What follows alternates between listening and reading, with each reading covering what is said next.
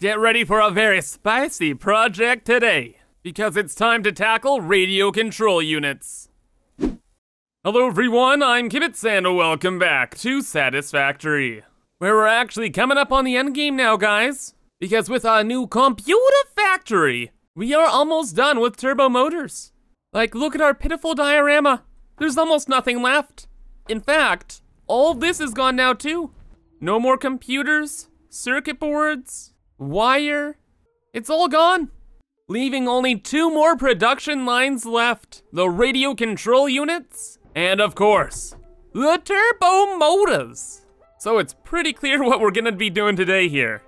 But luckily, everything we need for the radio control units is ready to go. So we already have our computers we need, all of the heat sinks in the world, rubber, and of course, our crystal oscillators. All we have to do now is bring everything together. All right, the table is set. Let's build our great new machine. Now this one's gonna be a little bit trickier than most because we're gonna have to get a lot of items from a lot of weird places. Like down there is where all of the heat sinks are gonna come from. So we're gonna come up this wall, and then we have computers and more heat sinks coming from over on this side. So yeah, that's gonna be a little tricky. And then all of the rubber is coming from over there. So it's like, we're being attacked on all angles here.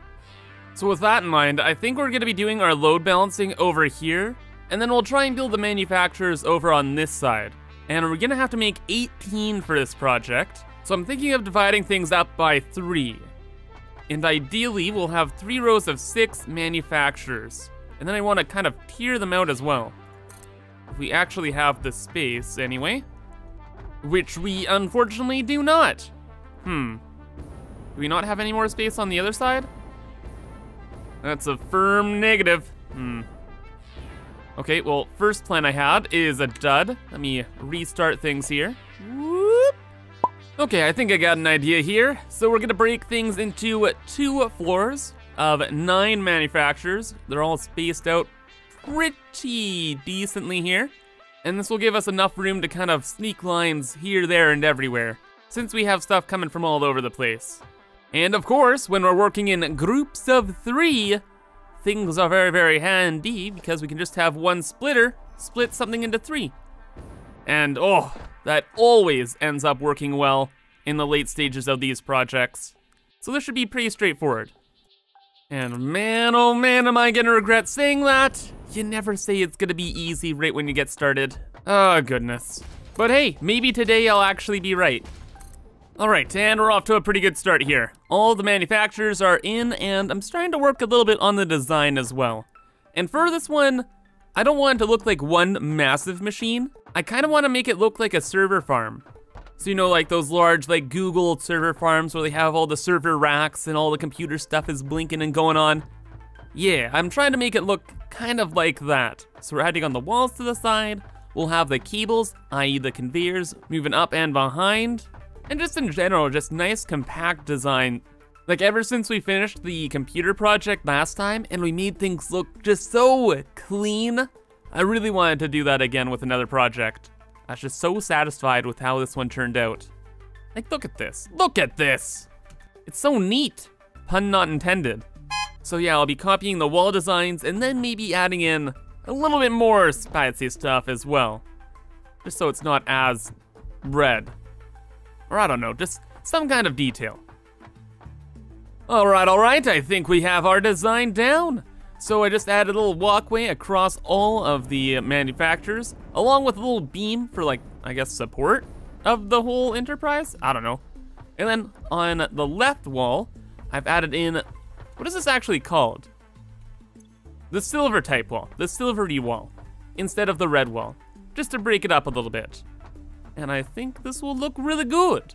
I will have these paths connecting and coming down somewhere, eventually.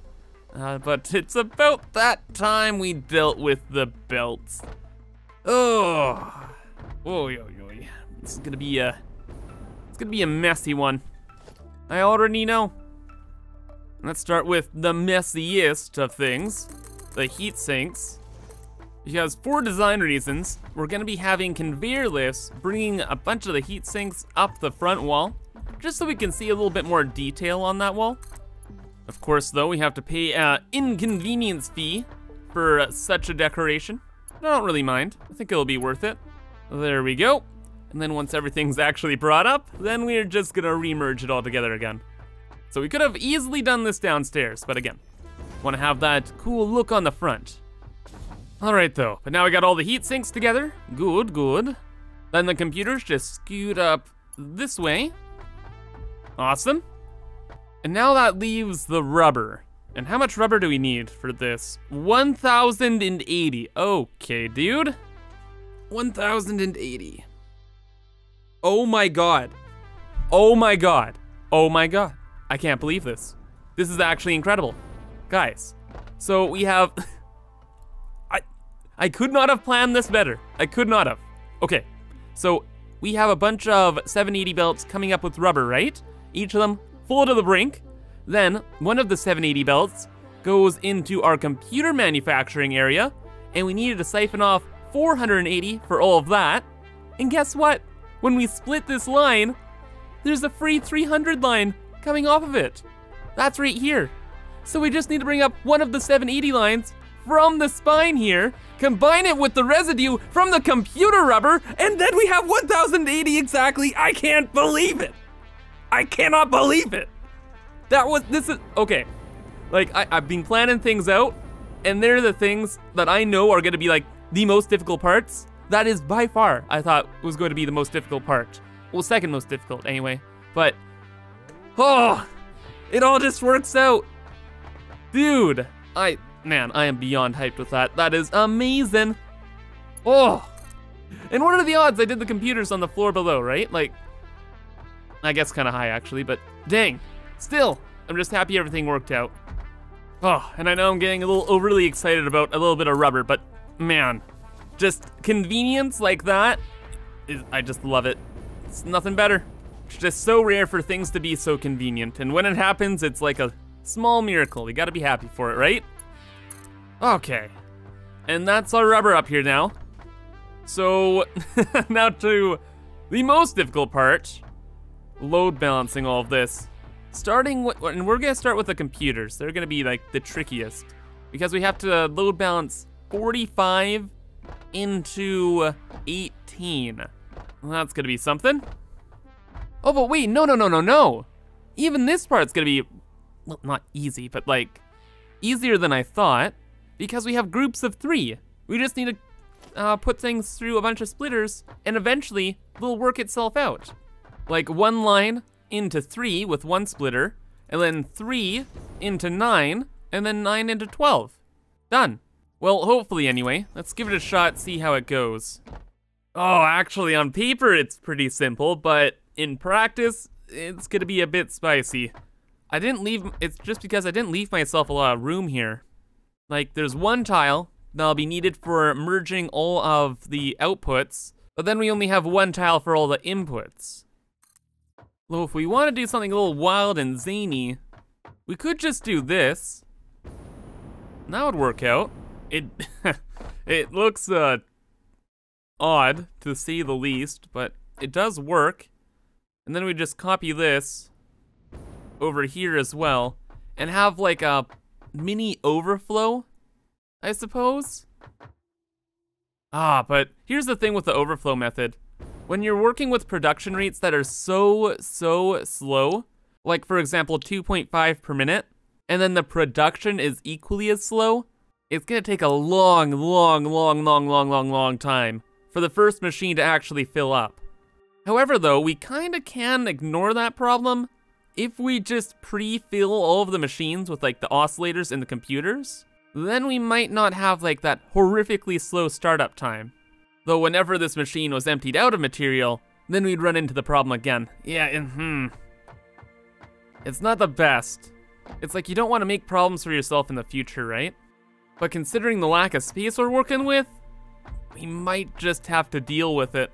Yeah, honestly, I've been like thinking here for a couple minutes, like if using conveyor poles and just making huge stacks of these and then putting the splitters on them, but it's not really gonna work. Or like technically it could, but it just look horrendous because each of the manufacturers needs 4 items, right? So we'd have to stack up like just tons of equal lines. So 3 equal lines for computers, 3 equal lines for rubber, 3 equal lines for the crystal oscillators, and then another 3 equal lines for the heat sinks. So it would look something like this, with all of the lines like cascading down. And it would be more efficient, it would be. But it's kind of at this point, is it worth it? When we could just do this and deal with the overflow? And normally, I'd actually prefer to do this conveyor pull method, but since we've been going with the overflow thing for this entire project, we may as well stick with it. It'll be a little slow, but it'll be a good proof of concept for future projects. Like, if it's as bad as I think it is. And man, do I hope this works out well because, whew, this is significantly more convenient than the conveyor pulls, let me tell you. Oh, and aside from the lack of space in here, there's not a lot of space out here either. We only have 1 tile between the manufacturers and our pit thing, which goes down. Oh wait, yeah, no, it has to be like this. That goes down to the space elevator, because the space elevator will need the space to launch up to, you know, space. But everything should be able to work out if we can get everything into this one, let's just call it a totem pole, honestly. It looks like a totem pole. 1 totem pole, because from here, we just need everything to split into 3, and it's all good. Which I guess isn't too bad, because now we just have to have, like, these big conveyor stacks going along here, and going into these. And that can all fit on 1 tile, right? Of course. Okay, maybe this will be a bit better than I thought. And would you look at that, but pretty much 1 floor is all done. Wow. Now, of course, we're gonna have to copy this up for the next floor, but dang, oh, wow. Dang, does that look extremely clean. It's like centered between like the server racks too. Oh, I like this. I really like this. That's neat, man. This is the kind of organization I was aiming for. Oh my goodness. Look at this. Just look at this. Now, when I started this project, I said I wanted to make something clean and neat looking, and this might be the cleanest, neatest looking build I've ever done. It's beautiful. It's gorgeous.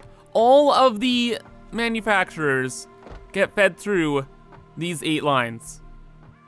Wow. Wow, I am, I like this a lot. So I've even added in some more detail inside all the manufacturers. I need to put a floor in here, obviously for the belts, but I also snuck a little pathway through it too. So you can kind of see the inner workings of all the mechanisms, at least from inside and not just from the top. Just thought this added a little extra spice, you know? Oh, but now, one last thing to do. Well, the last main thing to do. Woo! It's not die. Usually a daily goal. But loading all of these things.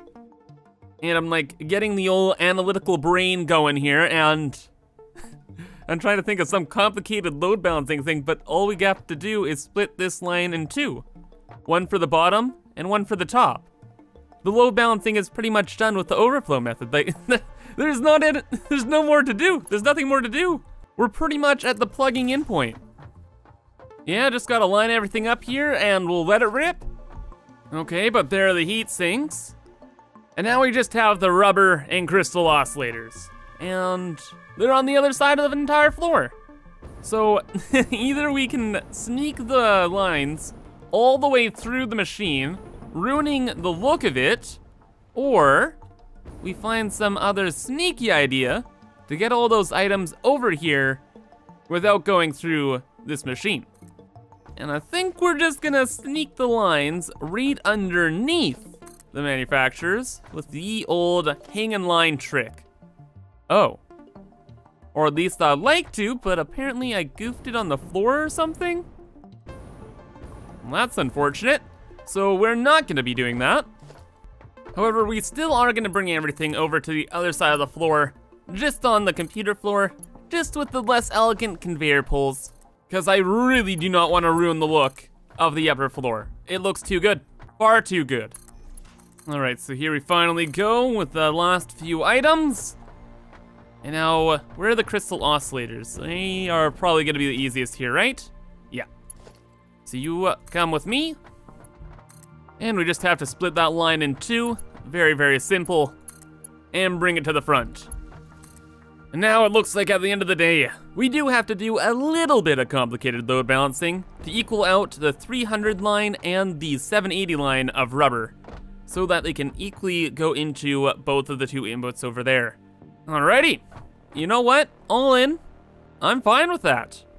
Like, I went into this project thinking I'd have to load balance all of these items, so only having to load balance one in just a little bit is a-okay with me, brother. Right on, and it's just a little 2-to-2 load balancer, making the 300 line and the 780 line into two equal 540 lines. By the way, if you're interested in load balancing, I made a little tutorial on it, and you can check out that video for more info. But moving on, we are right near the end of this project. Pretty much, surprisingly, everything I thought would be difficult has turned out to be relatively simple. And before we actually hook up everything, I want to get the outputs worked out. So what we're gonna do is we're just gonna have a merger on the bottom row here. And then we'll just hook that up like so. And then for the top portion of the machine, we're just gonna bring a conveyor lift up, and I guess it will lift things down? Bring them down? Lift things down? Does that make sense? Drop things down? Man, I gotta read a book or something. And I've just done this with all of the other manufacturers as well, and combined all of the outputs, so we're pretty much good to go. Just having to connect the inputs in. But before we actually connect all of the inputs, I want to reactivate all of the trains, because the majority of our turbo motor production relies on the inputs we get from the train system. So since the train system's being offline, there's nothing here. Ooh, except for some details. But mainly though, all the rubber's run out.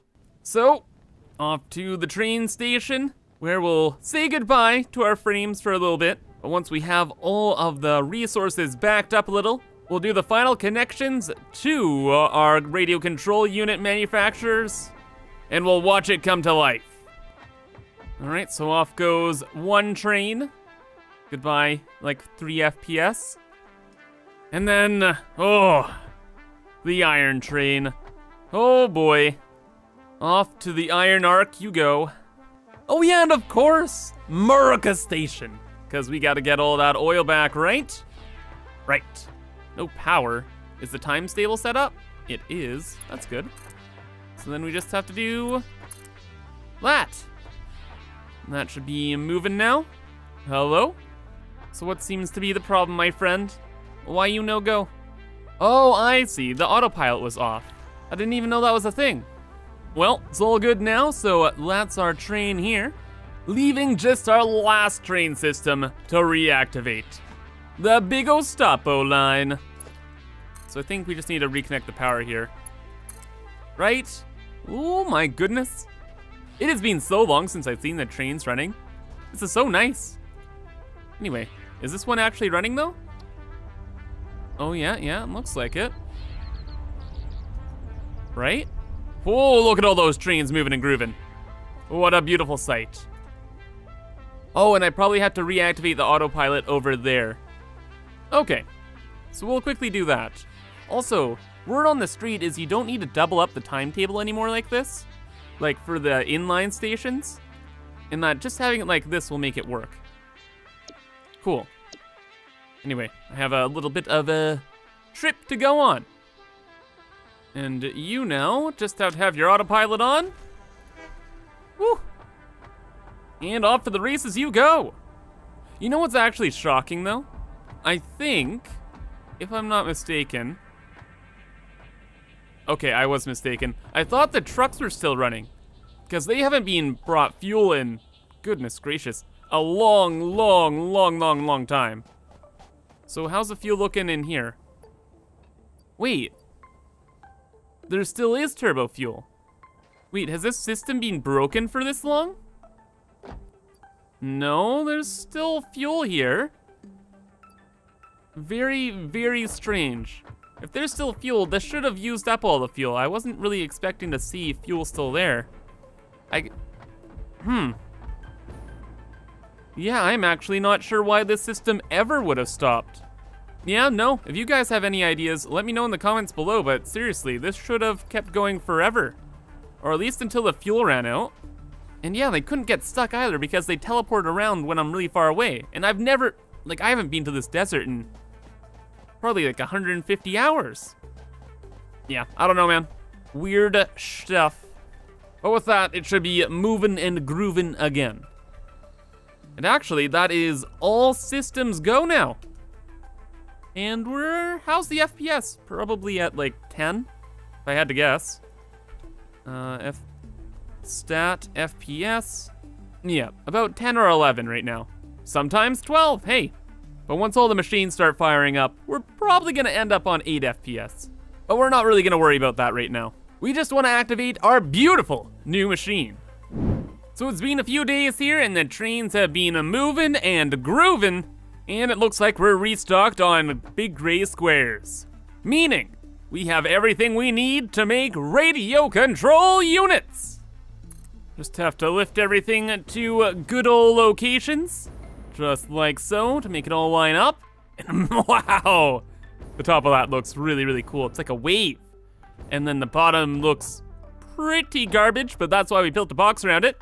And this is it. Now we hook it all together. 1,080 rubber per minute, 180 heat sinks per minute, 45 crystal oscillators, and 45 computers. And all of that will create 45 radio control units per minute. Ooh, oh yeah, and we have the amazing views from inside and on top as well. Ooh, let's watch it all load up. Cool. I preloaded the computers and the crystal oscillators into each of the manufacturers as well, so we can kind of let things get going relatively quick, not have to wait for everything to buffer up. And that was a very good decision because I'm already hearing the beautiful, beautiful sound of those units being produced.